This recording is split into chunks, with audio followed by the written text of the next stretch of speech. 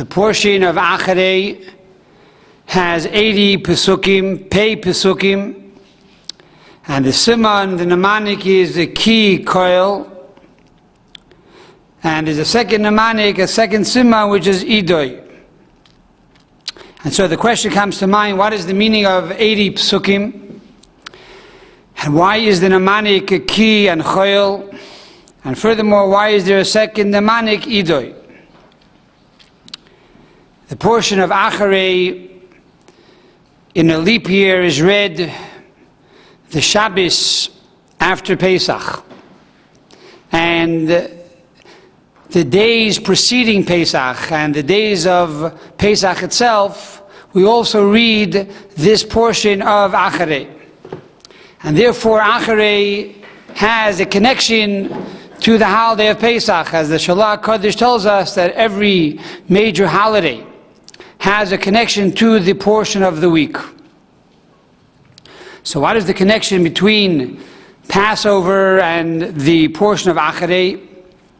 We look into the mnemonic and the verses of the Parsha, we find that there are psukim. Pei, which is 80, also stands for the holiday Pesach.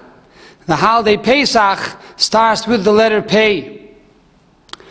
And furthermore, we see that the holiday of Pesach is associated on many levels with the letter Pei. First of all, the king at that time that put the Jews into exile was Paroi. Paroi begins with the letter Pei. What does Paroi mean? Ra, a bad mouth. He bad-mouthed the Jewish people. He said, let's make them into slaves. Why? Pen yirbe. Pen means perhaps they will multiply. So therefore, again, the word pen starts with the letter Pei. And this pen yirbe transformed itself to Pesach, the holiday of Pesach, when the mouth speaks good about God and praises God, which is the purpose of the Haggadah. The Haggadah means to praise God. The word Sach is 68, which is the word Chaim, life. In other words, on Pesach, our mouth speaks about life. It speaks about eternal life, connecting to the Torah, and God, who is the essence of life. Furthermore, the letter Pei in Kabbalah alludes to the world or the attribute of Yesod. Yesod is bonding. As it says in the book of Shir HaShirim, as it says in the book of Songs, a love song written by King Solomon in chapter number 6, verse number 8, it says that Shemanim Pelakshim, there were 80 concubines. Pelakshim begins with the letter Pei, and it alludes to the Sephira, the attribute of Yesod, in the world of Yetzirah, which is also known as the angel Matat, or the angel Metatron. So the letter Pei alludes to this level of Yesod, which brings us to the very first mnemonic. What is the very first mnemonic? Ki choil. Ki, the word ki, means normally 4 different translations. The word ki is I Dilma Eladaha, 4 different meanings, which means because, but, perhaps, and if. In other words, that the word ki alludes to the 4 worlds of Atzilus, Bria, Yetzirah, and Asiyah. And that is that we as Jews not only celebrate Pesach 8 days every year, but ki, we have to bring the holiday of Passover, Pesach, into every day of our life and into all 4 worlds. Because the word Pesach, which means to skip over our boundaries, our limitations, to accomplish today what we could not accomplish tomorrow. And so the holiday of Pesach is the mitochondria of redemption, to leave Mitzrayim, to leave our limitations. The word Mitzrayim, Egypt, etymologically means borders and constraints. And so Pesach means to have this quantum leap and to jump out of our borders and constraints. And therefore, every day we are obligated to remember going out of Egypt. So automatically we see that this pei has to be brought down into the key, into 4 different worlds. Furthermore, the letter pei is actually made up of 2 letters, the chaf and the yud, like the word ki. And what happened was, Pharaoh said, pen yirbe, perhaps the Jews will multiply. What does it say about the Rasha? We said Pharaoh is perah, he has an evil mouth. It says at the Seder you're supposed to knock out his teeth. Hake shinav, you blunt his teeth. So the letter pei is a chaf with a yud in front of it, it's the tooth, but you knock out the yud from the chaf, now you have kain yirbe. So God said to Pharaoh, you say perhaps they will multiply, pen yirbe with the pei. I say kain yirbe, so they will multiply. So the pei is really the key. Furthermore, the word ki, as we said earlier, is a nesinas tam. It's a reason or a condition. In other words, how does one experience redemption every day of his life? So the reason is, or the condition is, that he reaches the level of the next word, which is choil. Choil is chaf lamed. Chaf is 20, lamed is 30, a total of 50, alluding to the 50 gates of bina, of understanding.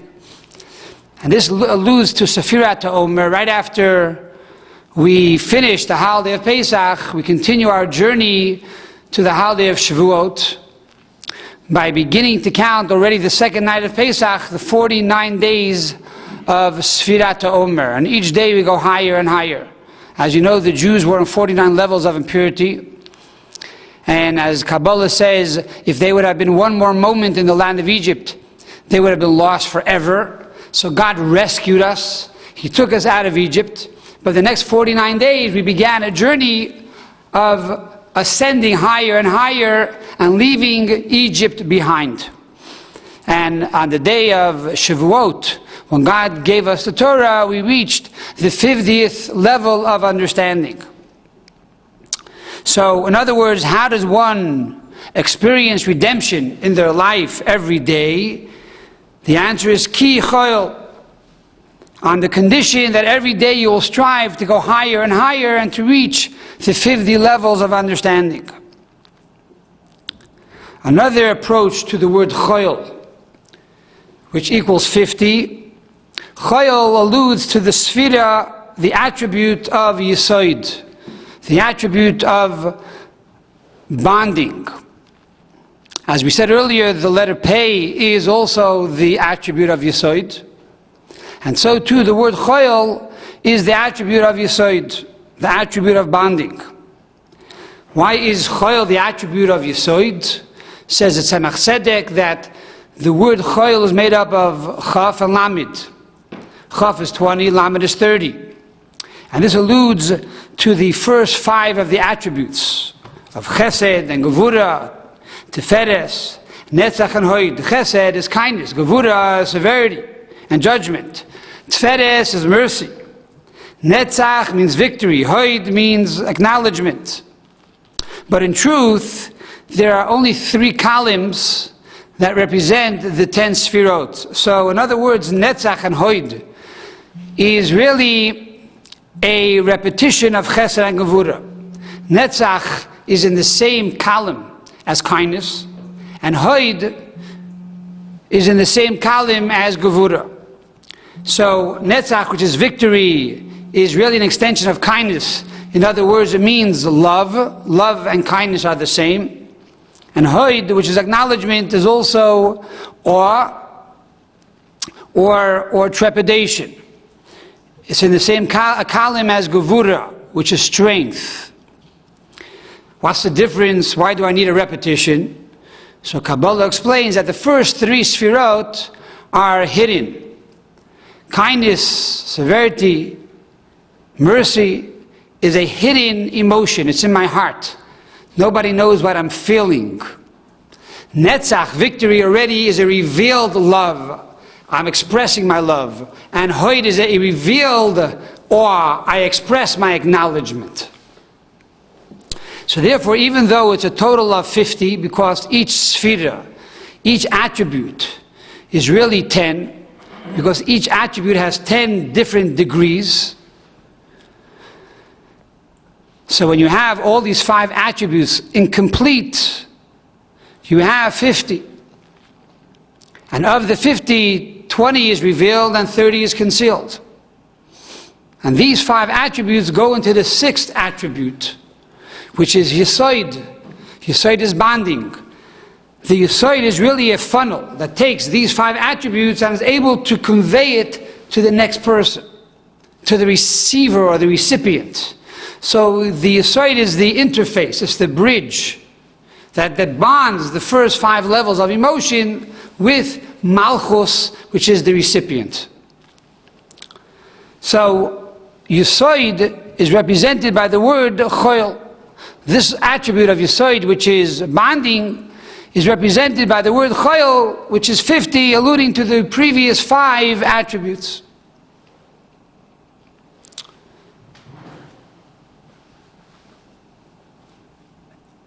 This concept of 50, which is Yesod, comes from Bina, comes from understanding, because the emotions already begin in one's mind. You like something, you don't like something, because you understand that it's good or bad. So therefore you have attributes in the mind, and then the attributes go from the mind into the heart. And then from the heart it goes into the hands and the feet, into physical action. So this is the idea of Yesod, which is bonding. In other words, we need to take the pay, which is redemption, and bring it into Yesod, and to funnel it to somebody else. One of the ways we bring ourselves to redemption is by helping another person. It says one who is incarcerated cannot redeem himself. One whose hands are tied cannot untie his hands. But even when your hands are tied, you could untie the hands of your friend. So by helping somebody else, in essence, you are helping yourself.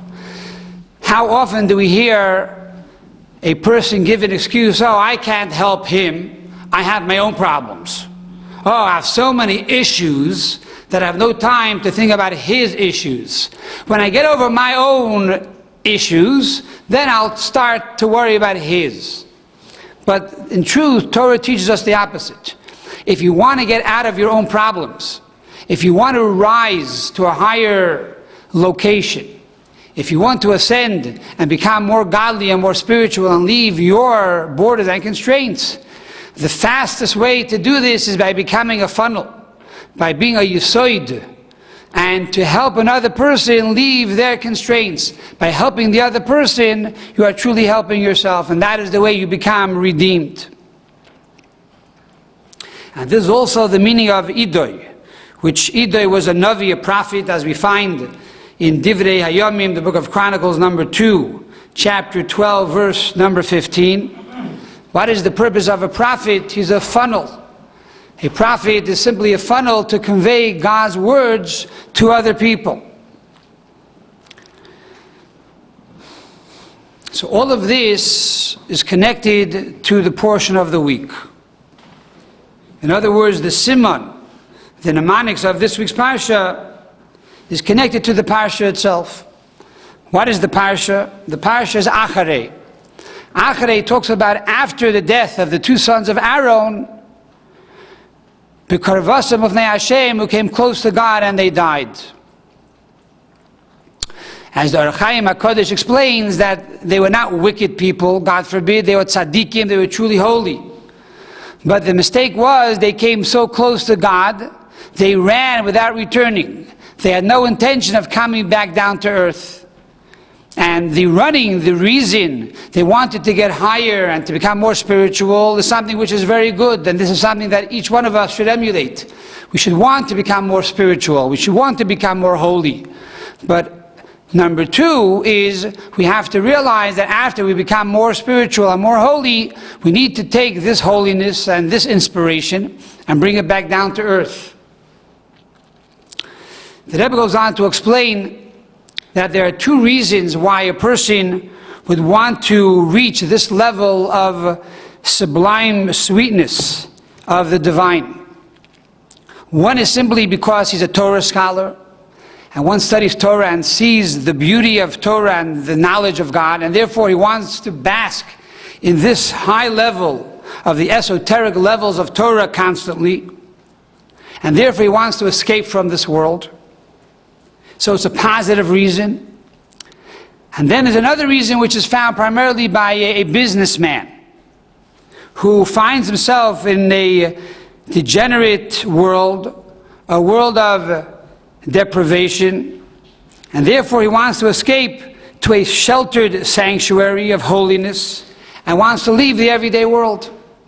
So in the portion of Shemini 2 weeks ago we spoke about the Torah scholar who wanted to leave the world and enter into this realm of holiness and sublime sweetness.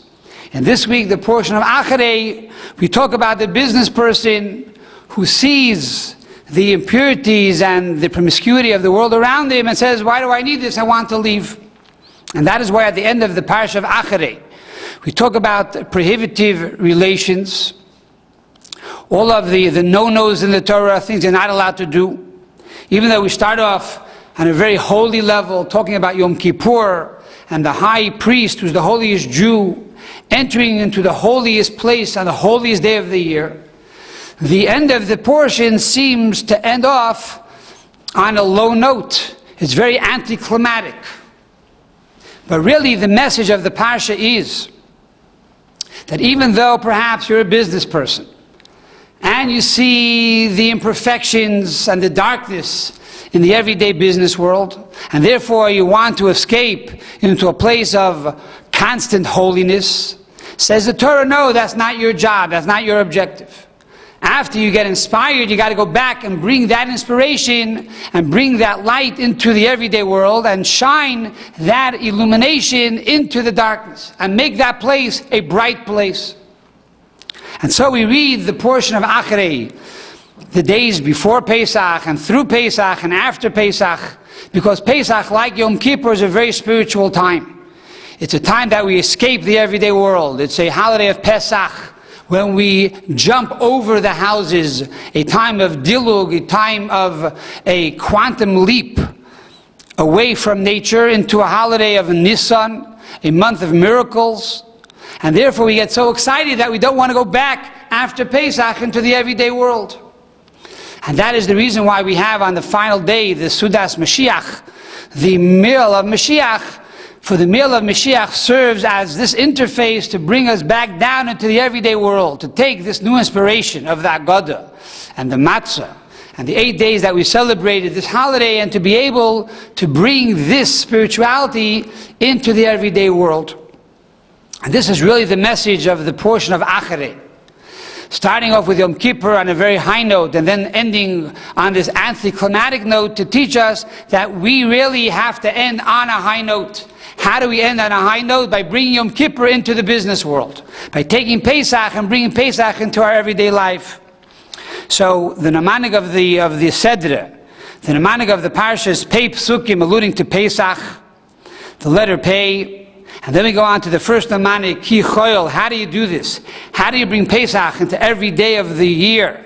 Is by Choyel, by aspiring to go higher and higher, by climbing the ladder of holiness and the 50 levels of Bina, and Chi, which has 4 interpretations, to bring it down into the 4 worlds of Atzilus and Bria and Yitzira and Asiya. And finally, Ido, to truly become a prophet, to become a channel, to communicate these words and these inspirations to your neighbors and your friends. And so we hope and pray that this Pesach will be the final Pesach of Golus. And from this Pesach we will go from this Seder to the ultimate Seder in Yerushalayim HaKodesh, as we conclude at the end of the Seder, L'Shana Haba, Yerushalayim, next year in Jerusalem. And therefore, because already we said it last year, L'Shana Haba, Yerushalayim, Mashiach can already come today. And this year we will eat min hazvachin and min hapsachim, we will eat already from the sacrifices and from the Paschal lamb. And therefore L'shana Zu, truly this year already will be Yerushalayim. What is the meaning of Yerushalayim? We find twice a year we say L'shana Haba Yerushalayim. At the conclusion of Yom Kippur and at the conclusion of the Pesach Seder. Another connection to the Parsha. So the answer is that Yerushalayim means Yirei Shalom, complete awe of God. Yom Kippur brings a person to this level of having a complete awe of God, and once a person has the Seder, he also reaches this level of a complete awe of God. The difference is that in Yom Kippur, we explained earlier in a previous class, it's from Lamata Lamaila, it's an awakening from above, awakening from below to above. It's through Teva, we have to work on ourselves to reach this high level of tshuva. In contrast to Pesach, which is from Lamaila Lamata, an awakening from above, where God brings us to the state of dilug, this state of a quantum leap to reach this high level of tshuva, this high level of return to God. And therefore on both holidays, we truly reach L'shana Haba, Yerushalayim, next year, which means the coming year, right after Pesach. Already we stand on this place of Yerushalayim, which means Yirei Shalom, a complete fear and a complete awe of Almighty God. And so we hope and pray, Taka L'shana Haba Yerushalayim, to reach the personal redemption by leaving our borders and constraints, and to reach our Yerushalayim, our Jerusalem, and the ultimate Jerusalem with the coming of Mashiach speedily in our days.